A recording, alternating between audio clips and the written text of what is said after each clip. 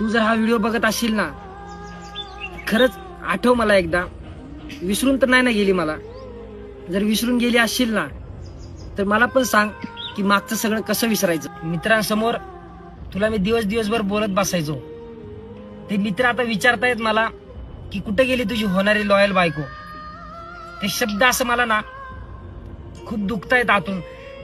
ते मला जे बोलले होते ते खरं झालं. खरंच नाजूक मुलींना, मुलींच्या नाजूक मनाला हे एवढं सगळं विसरता येतं का?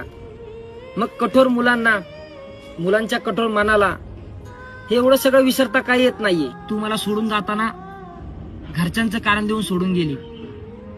मला 100% माहिती आहे की तुला थांबता आलं असतं, पण तुलाच थांबायचं नव्हतं. माझा पैसा, माझा जॉबलेसपणा मध्ये आला. तू माझ्यावर जेव्हा प्रेम करायला शिकली ना, तेव्हा तुला पैसा, काम हे सगळं काहीच आठवत नव्हतं. मी दुनिया दाखवली तुला आणि तूच मला या दुनियेत एकटं पाडलं. तुझं तर लग्न झालेलंच आहे आणि मला असं 1% पण वाटत नाहीये की तुला थोडं तरी वाईट वाटतंय.